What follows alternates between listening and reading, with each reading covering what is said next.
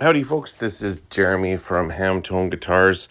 I'm just making this video here. It's a long one, but it's a good one. It has a lot of good ideas that you can use if you have a broken headstock on a Les Paul or an SG.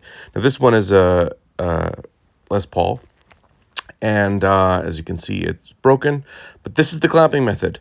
The video I have here is specifically to show you what I do after it's clamped. So take all the clamps off, the headstocks glued back together. That's the easy part. As long as you get it together in the correct way, it should have a fighting chance. But what I have here is a jig, and you can see the top right section. That's just the section where the router enters. It doesn't actually touch the guitar there, so it's not a problem. But this is my jig that I use for cutting the channels, in which I put the quarter sawn mahogany splines in on either side. So you're going to hear my voice off and on throughout the video, and sometimes I'm just going to sort of shut it down and interject and share my opinion. But I've got the old Milwaukee here. I've got a 1/2-inch flush cut bit or tracer bit, whatever you want to call it, and I have it set up so the router ends up cutting into the back of the neck somewhere like maybe a 7-degree angle relative to the neck. So let's just say the headstock's 17 degrees. They're usually not. They're usually 13 or 15, but this one is pretty steep. But let's just say it's roughly half of the angle. So it anchors both into the neck and it anchors into the headstock. It's a 1/2-inch wide channel, and this jig, as you can see, I have those 2 top bolts going through the tuning machine holes, and I have it marked the rotor must protrude 1 3/8 of an inch through the jig. That's through the rotor itself, I guess. 1 3/8 in relation to that particular jig. I think the jig is a 3/4 inch thick. It's carved around at the back so it fits over the neck and it follows the curve. But there's the channels, and I'm going to spend a little bit of time with the chisel just cleaning up these channels so I can make sure that the splines fit nicely. Just cleaning this up a little bit. There's a little bit at the bottom there that I gotta make sure is nice and level. And that's the big thing with using this jig, is the main thing is this bottom surface is flat, not curved. So doing with the chisel is sometimes tricky so that's why I use the router to cut out that channel. I'm just gonna sand the radius into the ends over here so it fits there and there. Get it glued in, and then tomorrow I'm gonna machine off some of the back, and I'm gonna put a back strap on.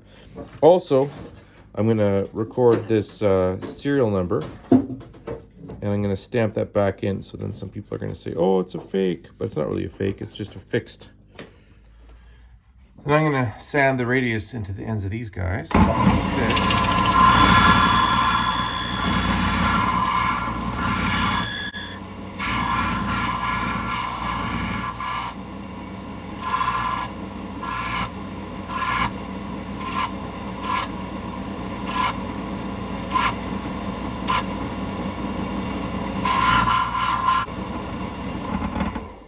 I'll see which one is better. I might just split it in the bandsaw in half because it's so tall. It's way taller than it needs to be.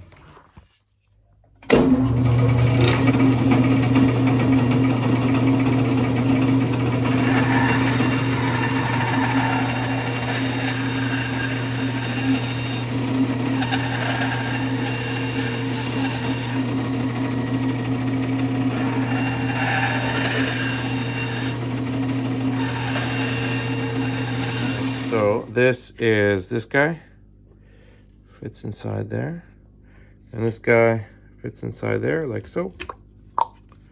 And then I'm going to clamp them together like this, and I'm going to clamp them down like this, and then tomorrow we'll do the rest.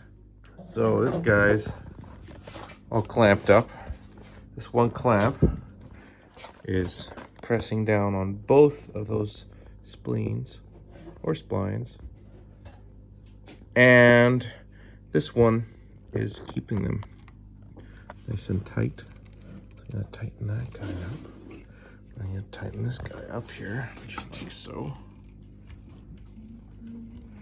Then I'm gonna put another caul on the face of the fingerboard and another one here. Get another clamp in there. All right, so now it is clamped up. Lots of downwards force. And then I'm gonna recarve it and then machine back section off, put a back strap on. We'll do that tomorrow. All right, so there it is. All the clamps off. We're gonna fix the head pleat because it looks kind of bad right there. All right, so now we're gonna start carving here.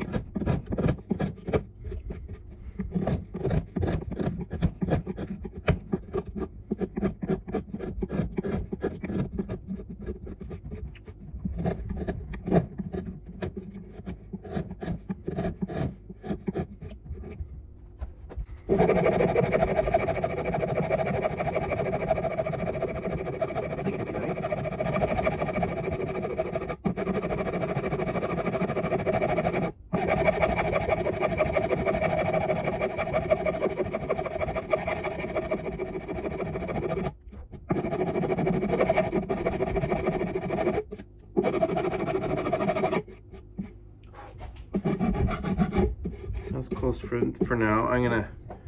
I'll show you close up, I guess. There, that section's carved. Section's carved. Gotta do this section yet.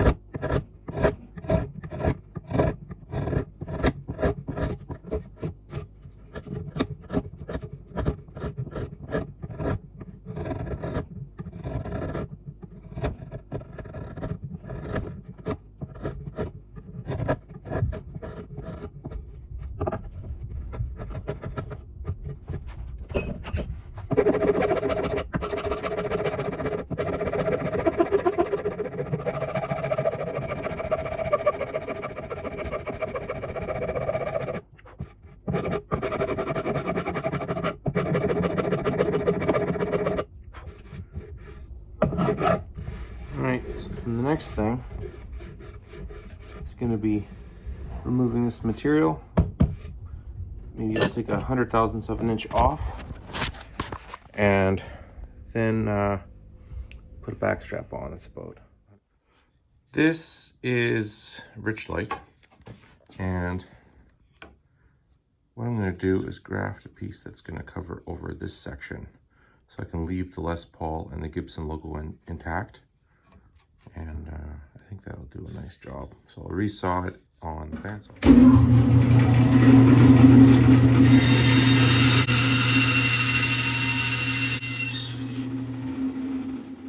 One of the cool things with rich light is that I don't know what Gibson was using back then, but I'll tell you, whenever I work on a old Gibson headstock from like the late 60s or the newer ones, rich light, it totally smells exactly like rich light, which is a pulp and paper product made in America.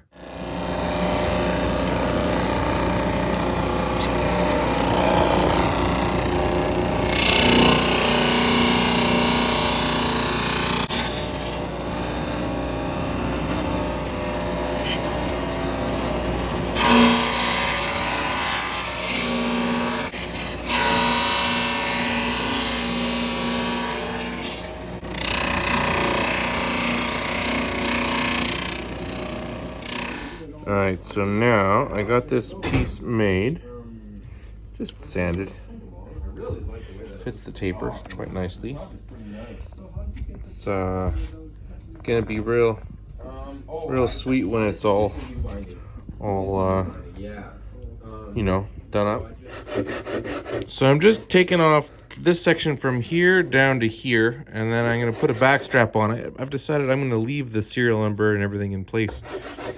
That way people, you know, they don't have to worry if it's one of those fake ones. Now, I've got it thinned down, and I'm gonna put a 1969 or 70, I guess it was about 1970 when they started putting the volute on the back of these things. So I'm gonna put a 1970 style volute. Not too big, just big enough, but that'll add a little strength. So here's a nice piece of Honduran mahogany. What I'm gonna do, got the grain direction all lined up with the neck. I'm gonna trace this. This is, you know, in theory, this is gonna be the section that we're gonna fit to the back of the neck. And then the volute, I'll make it bigger like this. So that's massively oversized. Yeah, and it's ugly and dumb looking, right? But later on, it's going to be carved like this. So I'm going to cut it on the bandsaw now. We'll go over here, cut it out.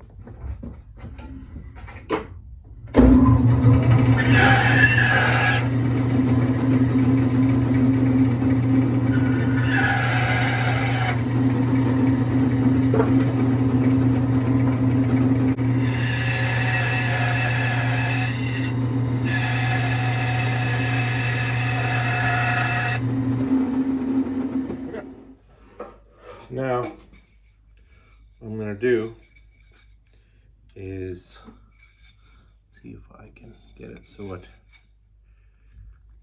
is sanded on my sanding machine to follow that nicely, just like this.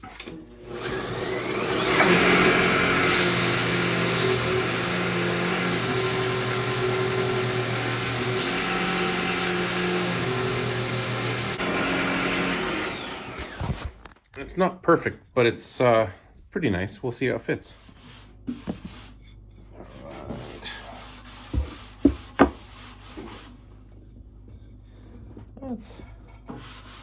It's pretty good, but it's not perfect.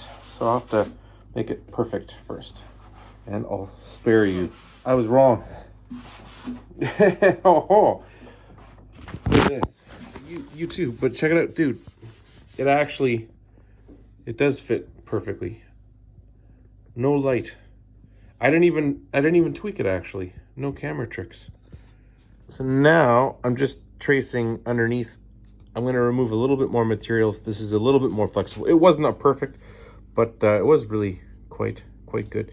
So I tweaked a little bit. It's got quite a good fit. I'm just going to cut it so it's a little thinner. You'll see. Now it's trimmed so it's a little bit thinner on the side profile, as you can see. And so then when I clamp it, it's going to be able to flex a little bit more, and I'll be able to have an easier time clamping it down like so, yeah? And I still have a nice amount of material left over where the volute will go. See that?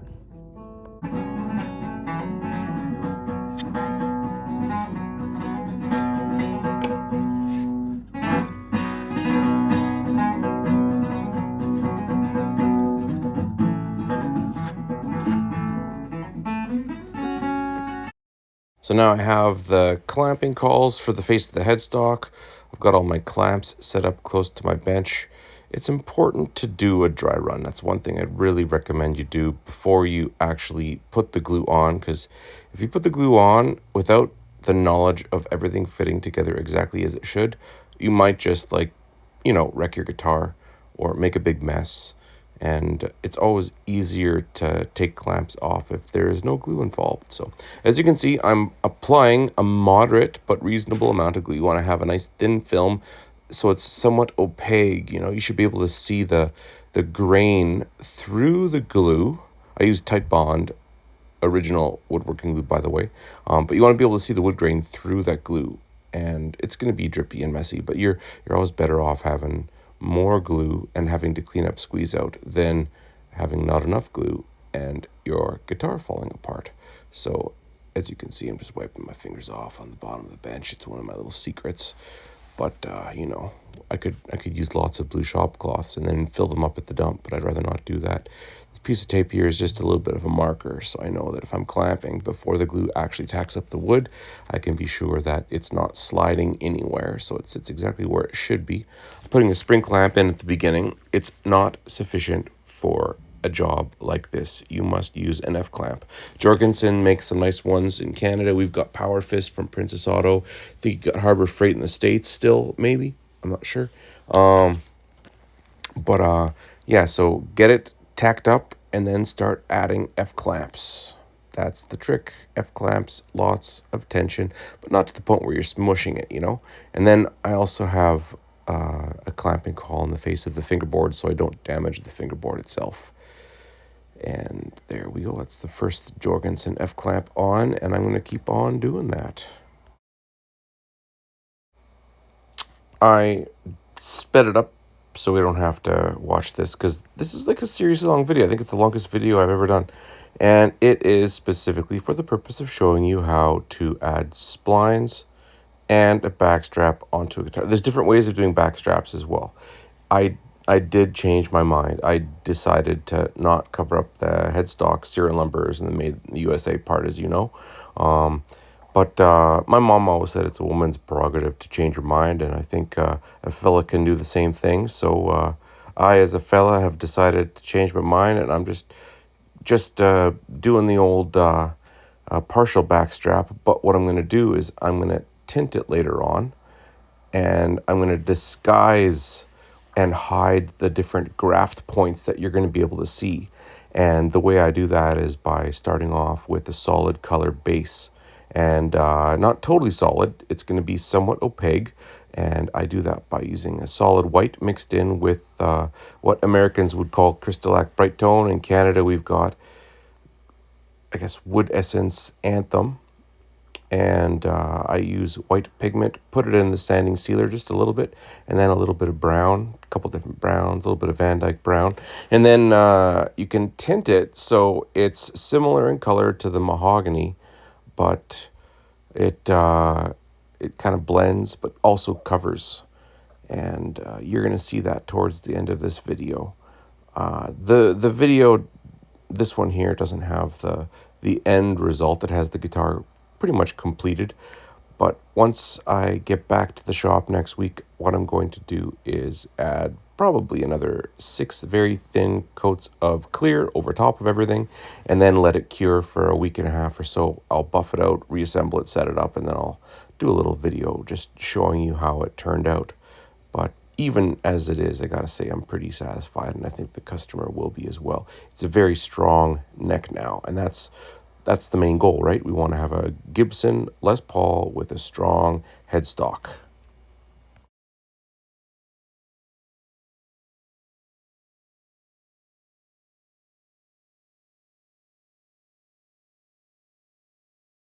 And taking all the clamps off. Here come the clamps.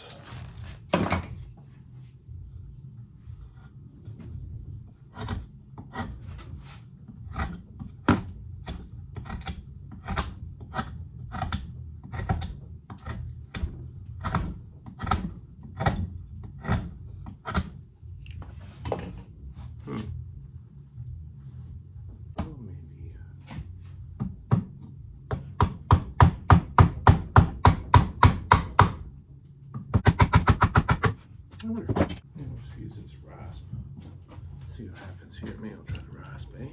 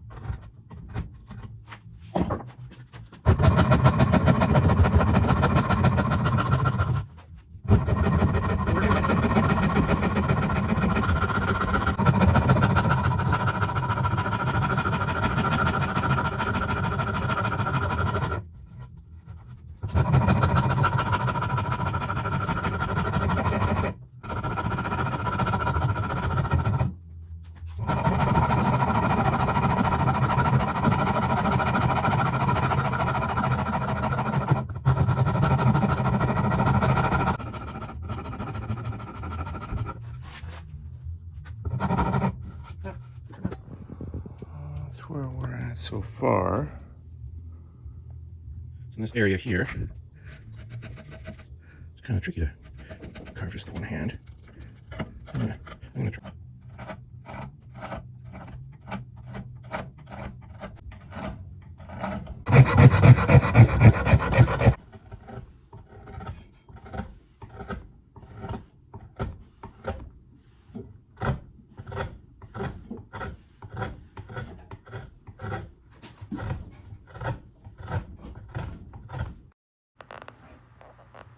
Just a whole bunch more recording.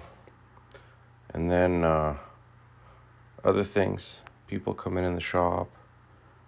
Little conversations that maybe I shouldn't have recorded. So I'm now recording over, which is why you're hearing my voice editing instead of What's that? conversations that were had in the shop at this time. But as you can see, there I am, using the Shinto again, just going at it there. Now I'm switching over to the rasp, getting a little rasp action happening, just rasping away. Switching over to the file, using the file and filing away.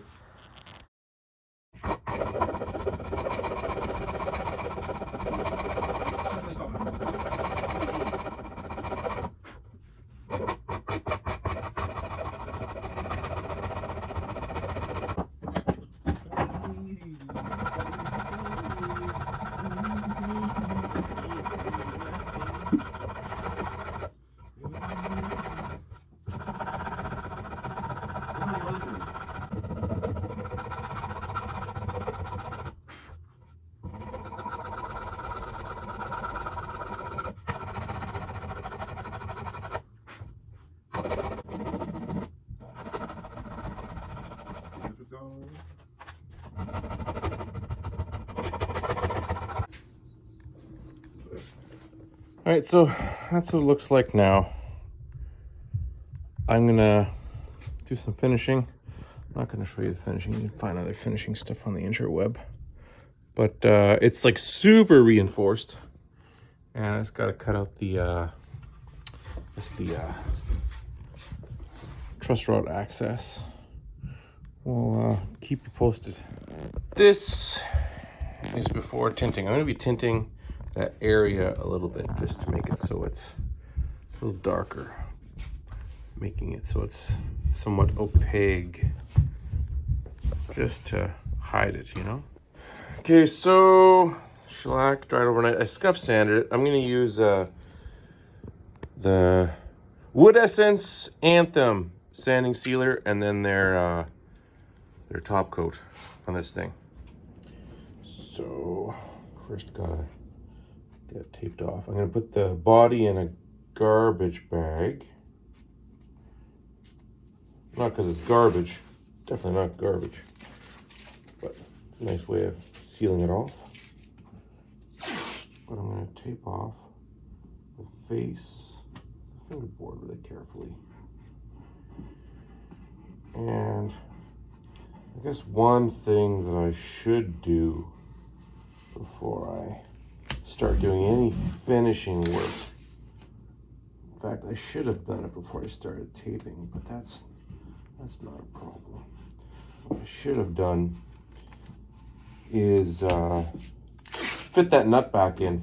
I got to cut the head plate veneer back to make sure that it fits. So I'll show you what I'm talking about. Let's do that. So the head plate veneer here kind of overlaps where the nut is going to be sitting. Nice to have a good sharp razor blade for this task. So I'll hold the nut firmly, cut line, just a cut line. I'm not going to be cutting with the razor blade. The whole purpose is to have this sharp little line that's etched into there, so I know exactly where the nut is going to sit. And I will go a little deeper, until it's significant enough that I can just chisel off this little channel. Now this is my my favorite little chisel. It's made in Sweden. It's old. I got it at a flea market, I believe, in 1999 from an old guy, Polo Park. He wanted 15 and I offered him 10, and we settled on 12. So I thought that was a pretty good price. And it's been just a fantastic chisel the whole time I've had it.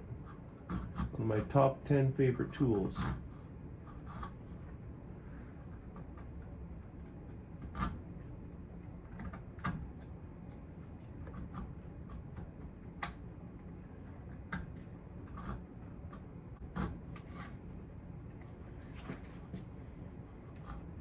Now this head plate being Richlite, it's not as vulnerable as it would be if it was ebony. Because right here, if it was ebony, I actually want to approach it from the other side because of the risk of tear out. But being Richlite, being a paper product, it's more like a sandwiched material, like many pages of black paper all compressed.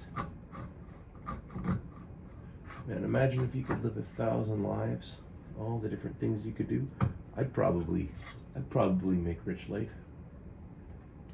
Probably open up a factory, make compressed black fiber wood type sheets. I'd be so proud of it.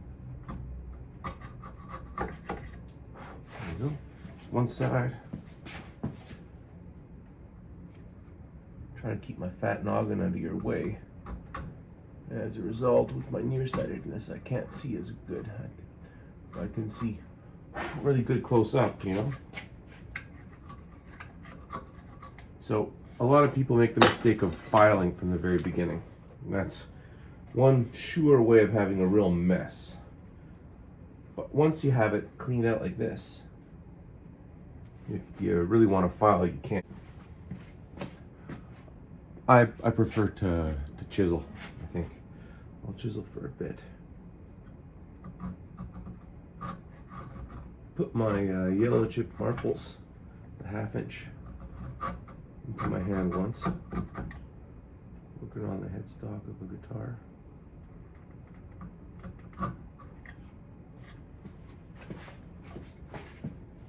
I had to go to the hospital. It's when I lived in Le Riviere, and went in about a good solid inch into my hand right here. Whew. And then I had a gig on that Friday. It was like a Tuesday or something, and I had a show on Friday playing mandolin, so I ended up playing the show. Only used my pinky and my ring finger. That sucked.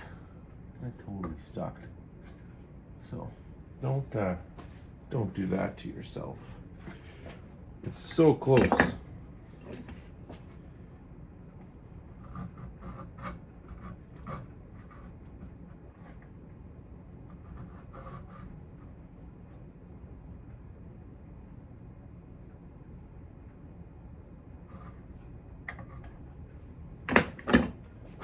Just this corner there. I like when the teeth of a file cut inwards. Oh, it's so close, eh?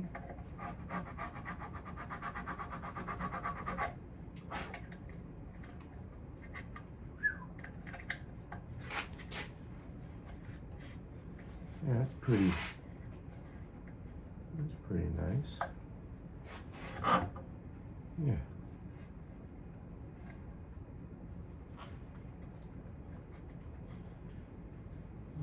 Look at that, eh? It's even a compensated nut. All right. I think it's this other section too, eh? All right. I'll get that going now.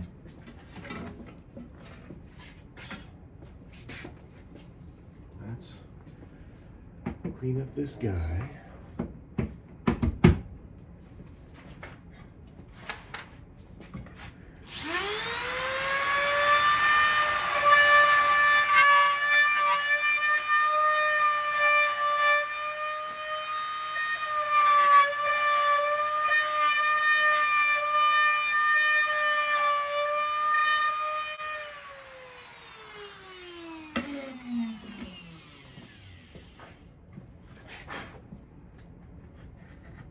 And this was the task where I cut my finger, just doing this.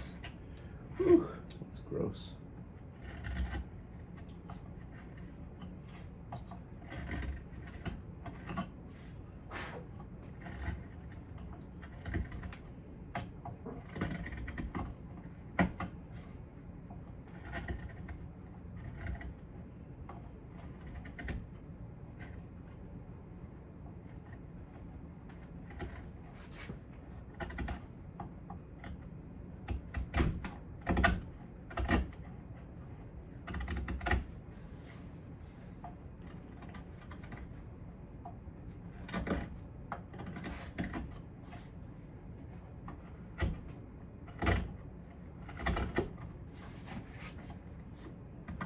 See if we can go around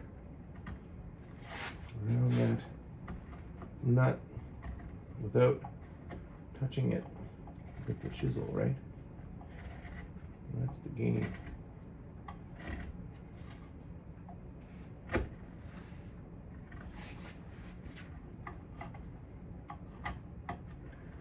A couple of those scratches won't hurt. We'll clean those up.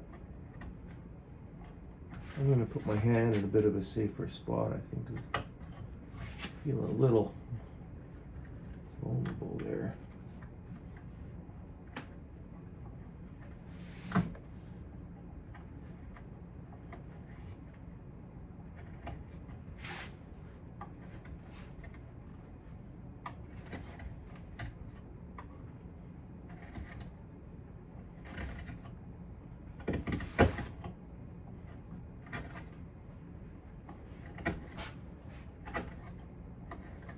all we're doing is following the original cavities sort of profile, you know? Trying to keep it somewhat symmetrical.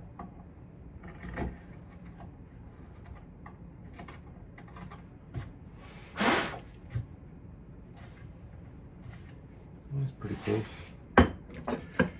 And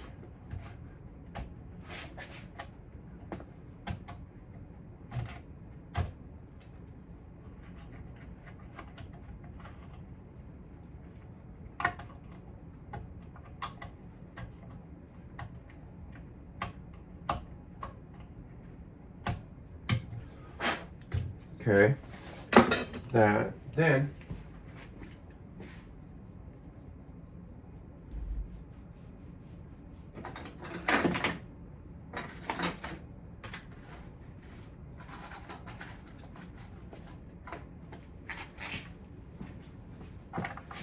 make sure that we can adjust the nut. I can still turn it. I'm gonna see if there's any glue residue under there. No sense in being so confident that it's all good when it's really not. Nothing like pretending things are okay when your house is on fire. Nothing like pretending there's oil in your engine when there's not. That's a rough one. Ever happened to you? That happened to somebody I know.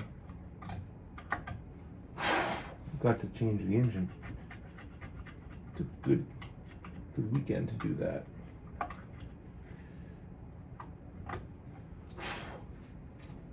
It's kind of fun though. Alright, so that's pretty groovy. Got a glue glob in my mouth. Alright. So I'm gonna tape off the section where the nut sits.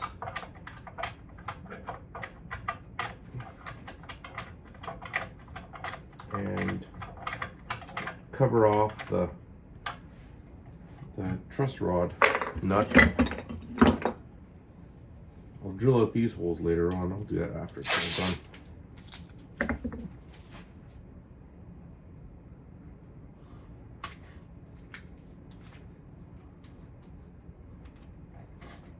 Actually, yeah, that's good.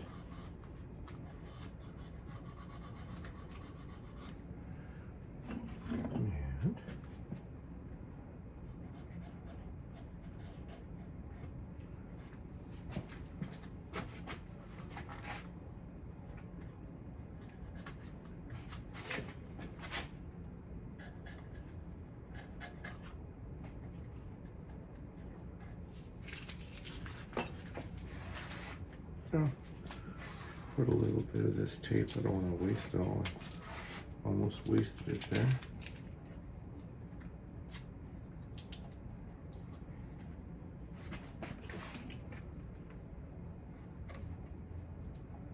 There. That's not too pretty good, eh?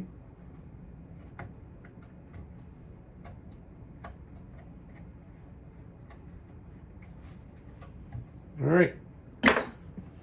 Bag, clean that off. It'll be ready for okay, so that's the first coat of sanding sealer. As you can see, there's just the visual things. Those are the things that I gotta hide, right? So I'm gonna hide that by making it a little bit of I guess it's gonna be a beige washed. I'm also not planning on showing you my finishing methods because there's lots of guys who do that, and that's great. Watch them. Now I'm taping off the binding because I'm going to be putting the solid color beige washing over here now. So taping off the side of the head plate as well. All right, so there's the beige wash. It's not really beige, it's actually brown, but a little bit of burnt umber and white mixed together, so it's, you know, somewhat opaque. That's the idea. We want to make it so you can't really easily see the different pieces of wood that are all grafted together there. So there we go. I don't think I need to show beyond this. But once the truss rug cover and the tuning machines are in place, you'll barely see it. It all depends on the light and the angle. But we have is a really strong reinforced neck now, and it looks quite pleasant and doesn't suck.